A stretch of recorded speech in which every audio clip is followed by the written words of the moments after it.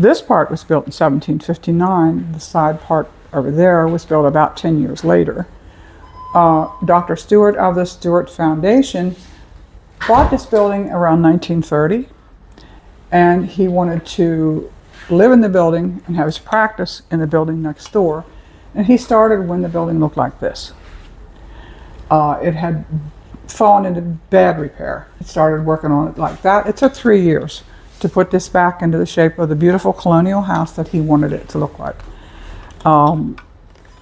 He was here for a number of years. Then, long story short, the Stewart Foundation later gifted us with these buildings. So they're ours, this one and the one next door. So we're happy to talk about our house and our history. This is the thickness of the outside walls. When they built a limestone house in the 1700s to last forever, they wanted it to last forever. And that's good, except in the form of insulation. When it gets hot in here, that limestone stays hot for a long time. We have a whole lot of genealogy information, which a lot of people started doing more of that during COVID, because before that you had to ask grandma, or you had to go out and clean the gravestones to get your information, or find the family Bible if you were lucky enough. A lot of people started doing this online. And then if a family got enough of their own information together to have a lot, they'll bring us a copy. So sometimes people will come in here and say, you know, Grandma moved us away when we were 5, but my name was Hammond. Do you have anything about my family? Well, we might. So that's a good thing. We also have a lot of pictures and yearbooks. The pictures mostly were taken by a local historian who wanted to take the pictures because he enjoyed it. But he left pictures to us, and it's because of people like him that we know what our town looked like years ago, because we wouldn't know. Now here we have just various different information about the local area, about towns near us, about the railroads, which contributed so much to our history here, because we were the frontier in the 1700s, and the railroads came later, brought people, brought supplies, brought everything that these people living here needed to have. So we just keep accumulating information. In 2005 and 6, we wanted to end a discrepancy between old historians about where was the fort that was in Shippensburg. We know there was a fort. There were people that swore that it had to be up in this end of town on top of a great big limestone outcropping, which is huge. And other people said, no, it had to be up there on the other end, because that's where the center of town was during that time. And we hired an archaeologist, and there's one building lot in this end of town that had never been dug up by modern civilization. And long story short, we went to that guy and we said to him, we think you have part of the fort in your yard. Could we dig your yard up? And he said, if you put it back the way it was, yes, you can. So we did. We did some test holes in his backyard the first year with our archaeologist, whose name was Steve Werfel. He's gone now from cancer, but he was an amazing man. He said, yes, you found enough stuff in the backyard. You need to dig up that side yard the next year. So when we did, we found things like a building foundation 3 feet down in the ground. Nobody has a building foundation 3 feet down in their yard. And we found things that are in this case and in that case that our archaeologist was able to identify, because he was an amazing man. He did Fort Loudon. He was also the state archaeologist for a number of years. He was able to identify right off the bat that this was British influenced pottery and also British influenced military things, and it was a British fort. And we know, because of all that we found out where the fort was. We know that it was a palisaded structure with 9 structures and a well. And we know that up on those rocks, they didn't have the ability at the time to get down through limestone to find the water table. Up there, the water table's high. You can hand dig a well, which is the only way they could do it during that time. So we hope to find a palisaded corner to give us exact orientation. And we didn't. So all we know is his yard it could have been here or there. His yard was somewhere inside the fort because of the things we found. These things weren't dropped by a few people walking through a field in 1900. There were people there for a while. They lived there for a while. And these were able to be cleaned up to the point where you could see the print on them and everything? Yes. We had a lot of people come from Shippensburg University to help to dig, and all from the history department there.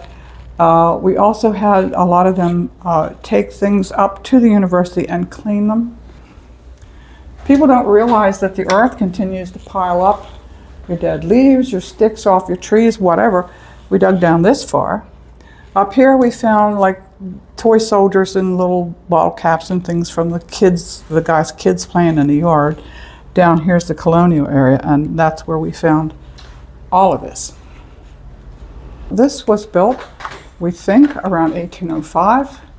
It was just donated to us a couple months ago by a lady who can trace its lineage from 1820 down through various family members. It does work, but we don't have the keys to wind it. But there's a man who she knows who fixes clocks. He's going to come and get the movement and take it home and clean it. He said he has a drawer full of these keys. He's going to find the right keys for us, that you might want to show. There was a photographer in the late 1800s named Clyde Lachlan. He took pictures. He could develop his pictures. People then didn't have the money or the know-how to do that, so he was very unusual in that respect. He later decided that he should make postcards. He later became known as the postcard king of the Cumberland Valley. And now, if you go into like thrifts, flea markets and antique places all up and down the East Coast, if there's a collection of postcards in that place, there's going to be some of his postcards there. We are very honored to have his camera, which his grandson gave to us a number of years ago. We also have the black hood that he put over his head to keep the light out so he could tell what he was taking pictures of.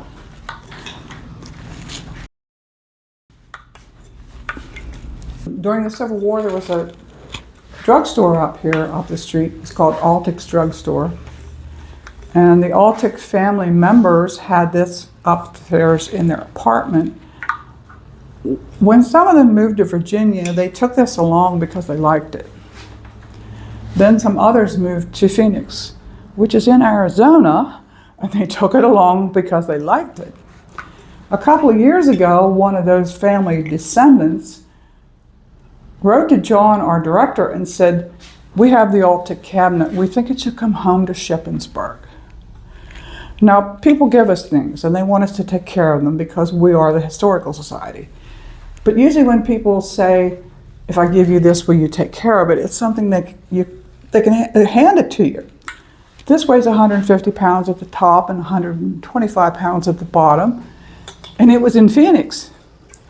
They paid to have it shipped here, wrapped up in all kind of quilts by a trucking company.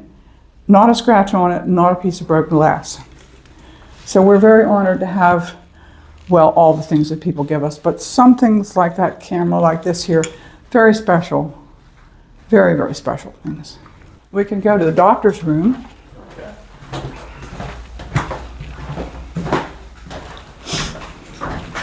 Because Dr. Stewart is such a part of our history here, we feel that it's necessary to keep a doctor's room in his honor. And this is a scary room to take young people through. Because I'm an old lady, but I can remember whenever this kind of stuff was used in the doctor's office.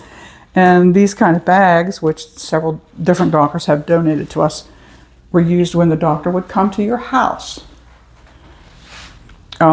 This is scary. It's all scary. But it shows you what has medicine become since around 1930. Down here we have a piece of x-ray equipment because at the time when Dr. Stewart went into practice in Shippensburg, x-ray was the brand new technology and no one was doing it here. He went back to school to learn to do that, and he was the first x-ray technician at the Shippensburg Hospital. So we have a piece of his equipment. Down here's the fee schedule. Just pretty amazing for people to look at. Sometimes he was paid in a bacon or some eggs, maybe even a live chicken, which was a commodity. I mean, you needed bacon and you needed eggs too. And sometimes people didn't have money to pay him, so they would give him whatever they had and whatever he needed.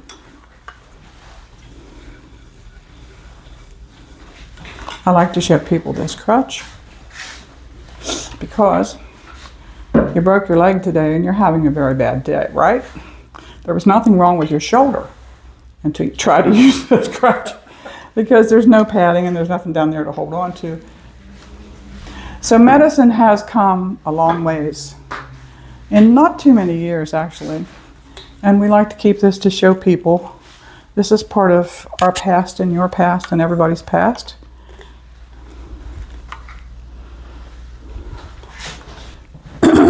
Because this house has a lot of windows, this closet, it's no coincidence that there is no sunshine comes into this room, this little closet, from any place in the house, because this is Bibles. This is Bibles that we just put into archival boxes not long ago. And that is what the Bibles used to look like. All bound in leather, of course, because that's what you did in the 1700s or so. Many of them are written in German because Germans were a big amount of the groups of people that came here early on. There's a lot of them have beautiful, gorgeous pictures in, which was nice because a lot of people couldn't read and write at that time and people wanted to see the pictures.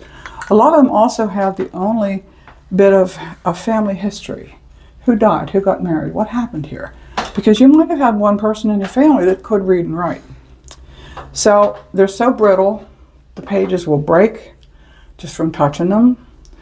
When we get a new one, we write down in our database if there's any family information in there. Whose Bible is it? Who's the family that's represented?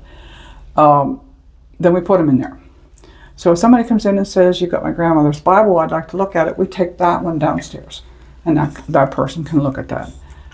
We had a guy in here not long ago that was involved in our Liberty Tree out front, which is another story probably for another day. He looked in there, he said, that's my family name. I've been searching that for 12 years. So he took the Bible downstairs and looked at it.